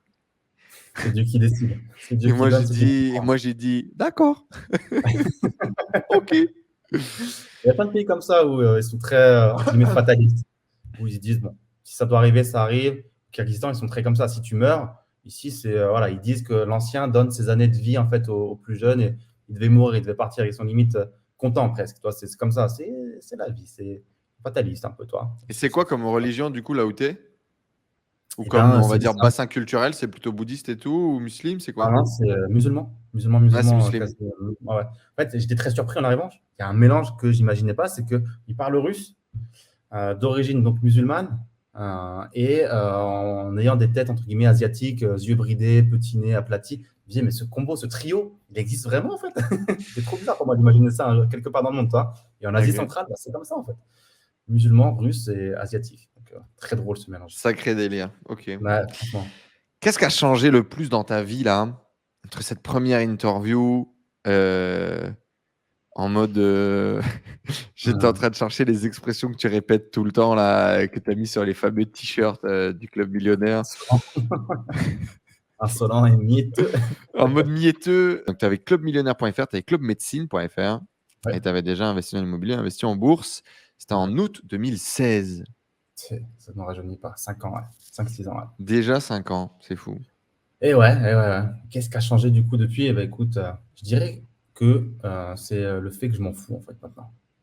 Toi, quand tu commences à entreprendre, on va pas se mentir, tu as une petite pression, toi, parce que tu gagnais pas forcément beaucoup d'argent et tu te dis, bon, j'ai peut-être fait un mois où j'aurais pu vivre ce mois-ci que de ce que j'ai fait sur Internet, mais peut-être que le mois prochain, je vais peut-être pas réussir. C'est pas encore stable, toi, et tu es un petit peu, entre guillemets, la pute de tes clients. C'est-à-dire que bon, tu as vraiment besoin d'eux. Là, un mec qui te donne, qui t'achète une formation, quand tu commences, bah, tu lui dis vraiment merci. Genre, on n'a pas beaucoup au début, tu vois ce que je veux dire? Mhm. Euh, Quand tu as commencé à bien développer ton activité, que tu as des actifs, comme on a dit, la bourse, la crypto, l'immobilier, et que tu sais que si demain ton business il est plus là, bah, tu vis encore de tous tes actifs, en fait, ton client, je ne vais pas dire que tu ne le respectes pas, pas du tout. Tous mes clients, ils le savent très bien, je leur réponds très vite tout le temps, et la respecte à 3000%. Mais s'il y a un prospect, et c'est plutôt le prospect, on va dire, qui t'emmerde, tu ne vas pas lui courir après. C'est-à-dire que tu es détaché. C'est-à-dire qu'un mec qui t'emmerde aujourd'hui sur ton business, moi, en tout cas de mon côté, aujourd'hui, je ne me prends plus la tête. C'est-à-dire que voilà, on n'est pas fait pour travailler ensemble, ça dégage. Et je le dis maintenant ouvertement. Et je n'hésite pas à clasher des profils de personnes qui parlent beaucoup et qui ne font pas grand-chose ou qui ne sont vraiment pas dans ma target, on va dire, de gens qui pensent comme moi. Toi. Et c'est vraiment l'idée de se dire, je m'en fous en fait maintenant. Ouais, tu sois là ou tu ne sois pas là, c'est la même chose. Tout comme sur Instagram, avant, j'étais peut-être un peu plus modéré, bien que je ne l'ai pas forcément toujours vraiment été modéré. Mais je pense qu'aujourd'hui, encore plus qu'avant, je m'en fous. Des fois, je mets des trucs, mais j'y repense le lendemain, je me dis, putain, je suis vraiment allé loin cette fois-ci. Où je me dis, je monte des trucs, les gens, ils doivent se dire, mais en fait, ce type. En story, tu veux dire? En story, ouais. Je me Je suis en souviens ça que soirée, je mets tu des te trucs. censurais un petit peu de temps en temps. Parce que tu fais des dingueries aussi, faut le dire. Ben ouais, mais il y a encore peut-être 3 semaines, franchement, soirée qui dégénère où je monte des trucs que je devrais pas montrer des fois, je me dis. Et en fait, je me rends compte que les gens, ils adorent. Ils me disent, mais Raph, t'es trop drôle. Insolent, quoi. Ouais, ils me citent d'autres Qu'est-ce que tu as infopreneurs. montré? Raconte-nous. Tous tes fans ont vu. Une soirée qui part, je rencontre ma prof de russe pour la première fois, parce que j'apprends le russe en ce moment. On Mhm. se rencontre à Lille. Apéro qui va un peu trop loin, on boit beaucoup trop. En pleine rue, on se perd. Moi, j'ai un gros blackout. Je la retrouve plus, elle me retrouve plus. J'appelle mon Uber, je m'endors dedans, j'arrive devant mon hôtel, je vomis devant l'hôtel. Et évidemment, tout ça, je filme tout en fait. Parce que j'ai encore la conscience dans mon blackout de tout Instagrammer. Alors, je ne sais pas de pourquoi ni comment. Et donc, tu es en story. Tout ça se passe en story? Tout ça est filmé en story jusqu'à dire regarde, je suis une merde, je viens de vomir devant mon hôtel, j'ose pas rentrer devant l'hôtel parce que peut-être qu'il a vu depuis la réception que je suis un déchet. T'as Qu'est-ce que je filmé fais? tout ça? Et je me réveille le lendemain, je leur dis je retrouve plus ma CB, où est-ce qu'elle est, c'est trop bizarre, jusqu'à ce que je vais voir le truc de la lumière à l'entrée de ta chambre d'hôtel et en fait j'ai mis ma T'avais mis ta CB. CV dedans? Que des trucs débiles. Et le lendemain, après m'être réveillé en prenant le petit, je me dis peut-être un peu loin quand même. Et Après, c'est les gens Raphaël, et c'est comme ça fait partie de toi, c'est les délires. Et... je m'en fous. Et en fait, j'ai jamais eu autant de réactions sur ce genre de débilité. En fait, les gens me disent c'est trop drôle, il n'y a que toi qui fais ça. Et par rapport aux autres entrepreneurs, en fait, je te préfère largement toi parce que les autres, ils se la racontent trop. Ils veulent trop faire genre, ils ont une vie de malade, à en faire trop avec des voitures, ou je suis à Dubaï, ou ci ou ça. Alors que toi, en fait, tu nous montres le Kirghizistan. Tu es dans des bars des fois dégueulasses. Tu es dans des endroits où on ne serait jamais allé. Tu nous montres des trucs que tu n'as pas honte, entre guillemets, où tu es toi-même et tu ne cherches pas à cacher la réalité. Et je kiffe en fait. Et ça n'enlève pas ton sérieux de tes compétences, de ce que tu nous montres quand tu nous parles sérieusement sur la bourse ou sur les startups dans lesquelles tu investis, ton projet immobilier. Enfin, les gens voient qu'en même temps, je ne suis pas juste entre guillemets un guignol qui ose mettre des fois de la T'es merde pas en que story. insolent, quoi. Ouais. Voilà, en face, c'est quand même un petit peu du sérieux et que tous mes clients pourront en témoigner.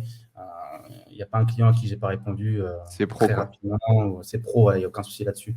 Qu'est-ce qui Donc, t'a même si permis, ça pourrait selon être toi, porté, Qu'est-ce qui t'a permis, selon toi, d'être plus authentique, d'être plus toi-même, d'oser plus? la C'est les sécurité résultats? financière. Ben ouais, Ouais. ben ouais. Parce qu'au début, j'aurais pas montré ce que je viens de t'expliquer par exemple, parce que je me serais dit, bah, les gens vont se dire que je suis pas sérieux, que je suis un enfant, que je suis pas mature, que je suis pas un mec à suivre, que j'ai pas d'éducation, que plein de choses. Les gens prennent vite des raccourcis quand ils connaissent pas. Tout comme les gens peuvent s'imaginer que tu es un fils de blindé parce qu'ils ont vu un jour un petit truc, ils peuvent s'imaginer l'inverse parce que tu as montré un jour une story un petit peu trop olé olé, toi. Donc les gens prennent très vite des raccourcis sur Internet. Mais en fait, le fait d'avoir une sécurité financière, bah, en fait, c'est de se dire, soit tu as compris qui j'étais et on va s'entendre et on pourra faire des choses ensemble et je pourrais t'aider parce que tu as compris que j'ai des compétences et que je suis à la fois cool, selon peut-être tes critères aussi à toi, ou alors tu veux très vite me juger et considérer que je suis un guignol sans compétences et que je sais rien faire et puis c'est très bien comme ça. On ne pourra pas bosser ensemble parce que bah, tu n'es pas dans mon délire, toi. Donc la Ça, c'est peut-être sécurité l'un des financière, trucs que le million, entre guillemets, parce que bon, c'est avant le million que ça se passe, que ça apporte, cette espèce de sécurité, cette espèce ouais. Donc, en de fait, je plus m'en tu en as, plus foutiste. ouais, c'est ça. Plus tu en as, plus tu es safe, toi. Je pense. Mais je pense que ça. J'espère que ça va pas. Je vais pas en faire encore. Il y a quelques dingueries à venir encore. Je sais pas ce que ça va être à force si plus je gagne d'argent, plus je me débride, mais ça va devenir pas joyeux. On va se marrer. On va se marrer. Ah, vous allez vous marrer, ouais. C'est quoi ta vie de rêve aujourd'hui? Ma vie de rêve, telle que je l'idéalise, alors je ne l'ai pas encore atteint parce que bah, c'est un peu dur de tout réunir, ça serait de continuer à voyager comme ça en ex-URSS. Très bizarre pour beaucoup de gens, mais c'est vraiment les pays que j'adore le plus. Donc voyager voilà, la Biélorussie, au Kyrgyzstan, la Russie, en Ukraine, dans tous ces pays-là, en voiture, avec un gros gamos, bien sale, bien custom, ça va faire gros beau vraiment ce que je suis en train de dire. Moi, j'adore tout ce qui est, j'aime bien le luxe en fait, tout ce qui est hôtel 5 étoiles, les belles voitures. Donc je me verrais bien en fait jumper comme ça d'endroit en endroit dans l'ex-URSS avec une belle Porsche par exemple, et puis voilà, voyager en voiture, rester dans les beaux hôtels, gérer mon business comme ça, mes investissements, être bien accompagné, parce qu'en ex-URSS, il y a aussi de très jolies filles, et puis m'amuser comme ça pour l'instant, c'est voilà, mes petits cours de tennis, parler russe couramment, être bien intégré du coup en parlant russe avec les locaux. Et puis voilà, vraiment, c'est vraiment une vie qui me ferait bien kiffer comme ça. C'est quoi les vacances de rêve pour toi? Les vacances de rêve, c'est dans certains endroits que Enzo connaît très bien. Je mets dans la panade. Ça lance la casserole chaude, frérot. La patate est chaude. Est-ce que tu es heureux aujourd'hui? Écoute, plutôt oui que non. Même si, pour en revenir à ce qu'on disait au tout début de la vidéo ou dans l'interview, il y a des choses que j'imaginais qui allaient venir avec l'argent qui en fait ne sont pas venues.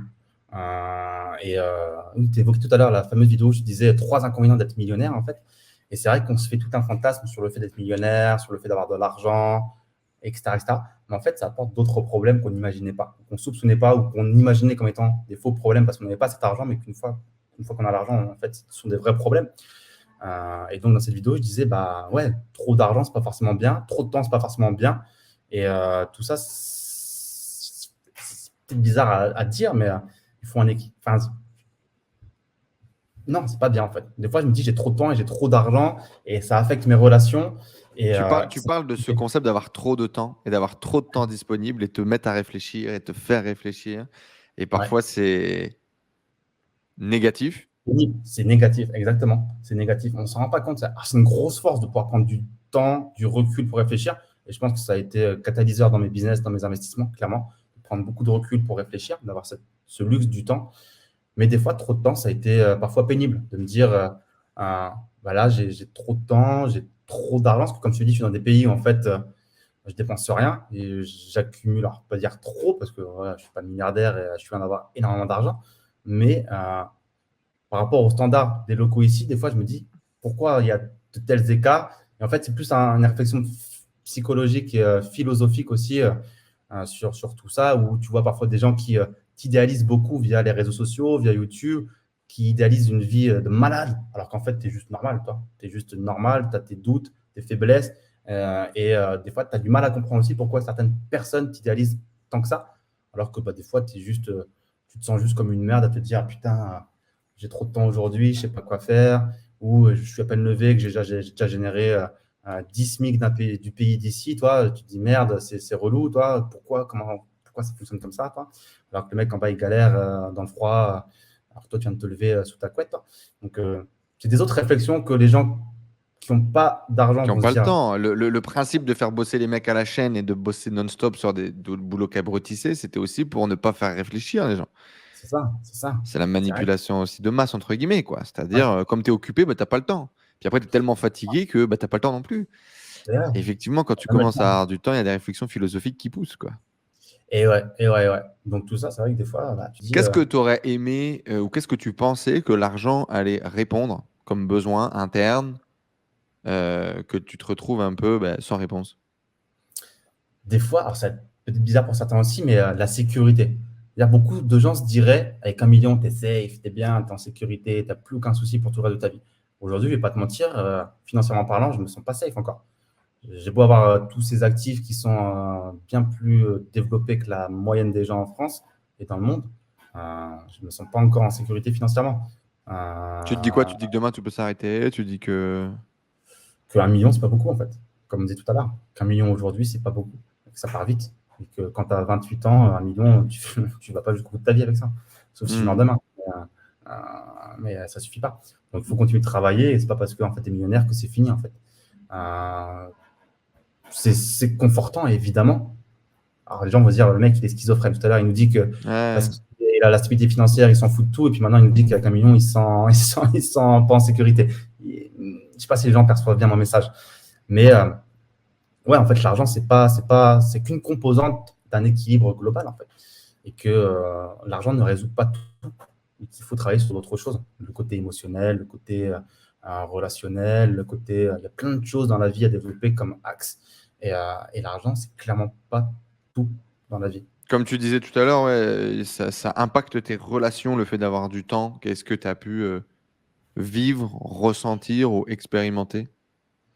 D'un point de vue émotionnel, Bah, tu parlais relationnel, relationnel. Tu disais, ouais, d'un relationnel, ouais. point de vue relationnel, ça t'avait impacté. Ouais, bah parce que quand tu as un peu d'argent, les gens se... Tu sais plus en fait pourquoi, potentiellement, les gens te parlent. Euh, Ils savent pas forcément ce que tu as, mais ils voient un petit peu ton mode de vie, ta façon de réfléchir, le temps que tu as à disposition, etc. etc.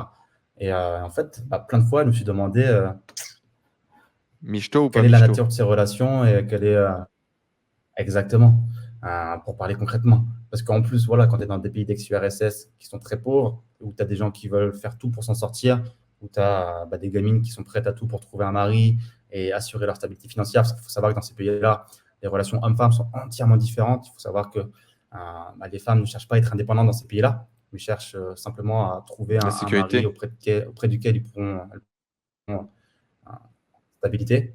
Voilà. Donc, ça te fait te poser de vraies questions parfois sur la nature de certaines relations, même si évidemment c'est normal. C'est-à-dire qu'aujourd'hui, en tant qu'homme aussi, tu cherches une femme qui est bien proportionnée, qui est belle, qui est intelligente, etc., etc. Tout comme une femme recherche chez un homme une stabilité financière, euh, quelqu'un qui pourra assurer l'avenir. C'est normal, on ne cherche pas un canard boiteux, quelqu'un avec, tu vois ce que je veux dire, Mhm. quelqu'un qui est...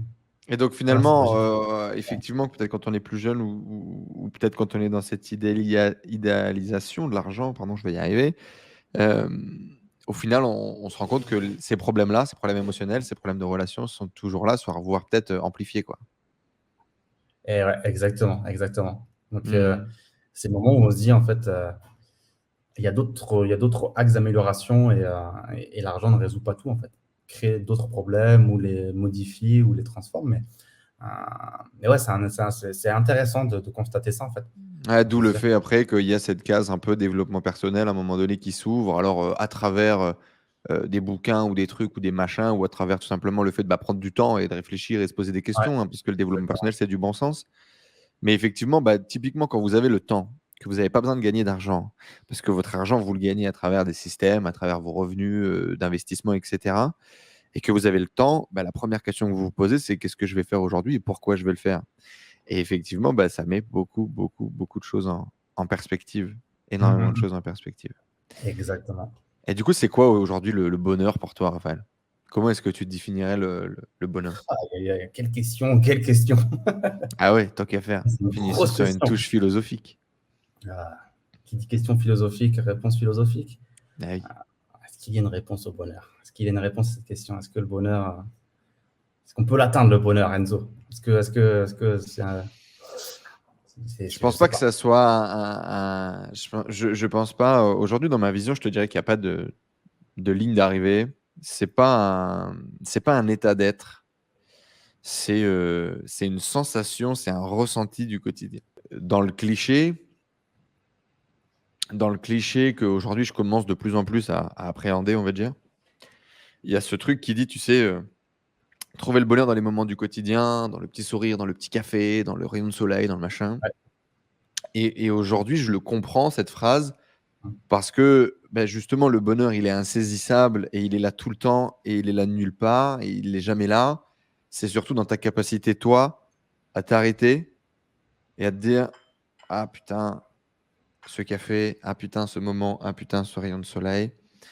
Aujourd'hui, moi, ma capacité à avoir le bonheur, c'est surtout ma capacité à mettre pause un peu sur tous les trucs qui tournent en boucle dans ma tête et juste profiter, tu vois.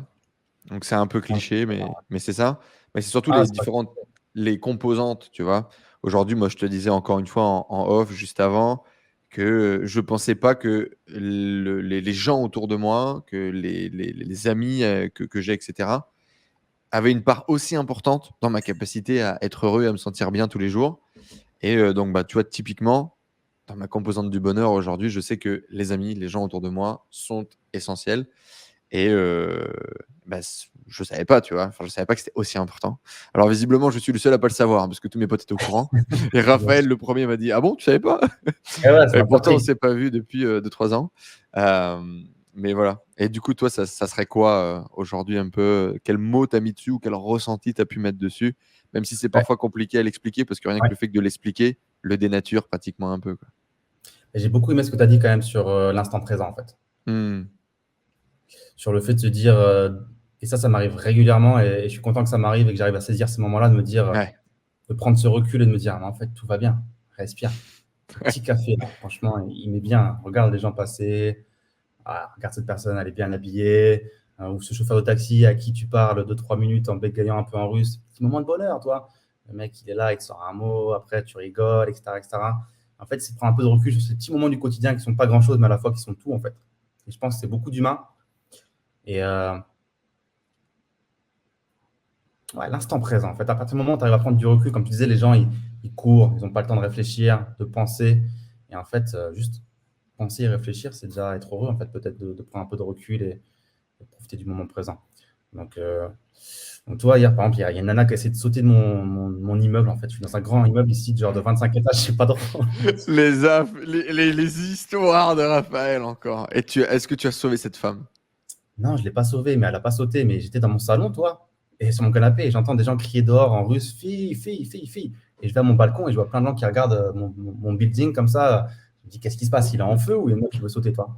Et je me disais, s'il crie fille, fille, c'est qu'il y a une meuf qui veut sauter, toi. Donc je descends et je me dis, putain, mais putain, encore ce matin, j'y pensais, je me disais, comment on peut arriver dans un tel niveau de détresse jusqu'au point de se dire, je vais sauter d'un immeuble aussi haut, toi. C'est qu'il y a un niveau de tristesse qui est De profond, en fait, malheur. Ouais, ouais. de malheur. Et D'être encore resté. plus aujourd'hui qu'hier, je pense, avec toutes les crises que l'on peut connaître, Et ouais, l'isolement qui a été vécu, le enfin, yo-yo émotionnel des politiques et de l'instabilité du monde dans lequel on vit, c'est le, compliqué. le décalage financier entre Instagram et la réalité. Enfin, quand on a C'est ça. grandi, tu vois, on a plus ou moins le même âge, et bon, en fonction de l'âge que vous avez, vous qui nous écoutez, mais quand on a grandi, genre, moi, j'avais jamais vu de sac de luxe de ma vie.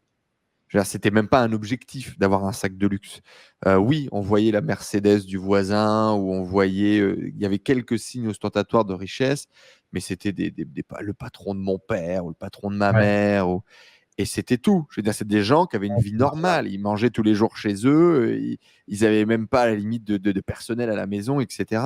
Aujourd'hui, tu as l'impression que le moitié de pélo influenceurs sur les réseaux sociaux, il a une vie de multimillionnaire, voire de milliardaire. Et la Ouais, réalité, bien évidemment, elle est tout autre. Et ça, malheureusement, très peu de gens vont vous le dire et vont vous le montrer. Mais cette réalité-là, je pense qu'elle détruit la majorité des gens, en fait. ouais, il faut pas t'oublier. Parce que déjà, nous, en étant Européens, en étant Français, on a déjà un niveau de vie qui est incroyable par rapport au reste du monde. Et on en souffre. Alors nous, encore plus, qu'on fait partie peut-être des 1%, des 5%, on a des hauts revenus. J'en souffre moins. J'en ai souffert. Mais aujourd'hui, je me sens bien, tu vois. Aujourd'hui, je me sens bien. Mais il y a encore parfois où tu te dis, putain, j'aimerais avoir ça, j'aimerais avoir ci, ou pourquoi tel décalage et tout. Mais revenons avec la réalité des gens qui vivent au Kirghizistan, là, frérot, mais en République dominicaine, tout simplement, je pas besoin d'aller aussi loin, qui se battent tous les jours pour bouffer. Et qui, parce qu'ils ont tous un téléphone, ça c'est la base. Par contre, on vit dans une génération où même Ouais, les gens qui vivent dans la incroyable, rue ont un téléphone, fou. euh, bouffent ce décalage qu'on t'envoie en pleine gueule, saucé de fausse bienveillance. Il y a quand même de quoi péter un câble, quoi, je pense. Ouais, ouais, ouais, ouais. Parce qu'il y a quand même des gens qui souffrent vraiment, toi, tous les jours, qui galèrent vraiment par rapport à nous, entre guillemets, où on est né dans un pays où on ne peut pas se plaindre. Les gens qui se C'est plaignent en clair. étant nés en France n'ont pas le droit de se plaindre et ne se rendent pas compte. Euh, Ici, là, il y a des gens qui bossent tous les jours comme des chiens pour 100 dollars par mois. 100 dollars par mois. Je ne sais pas si vous vous rendez compte. C'est 80 euros, 90 euros.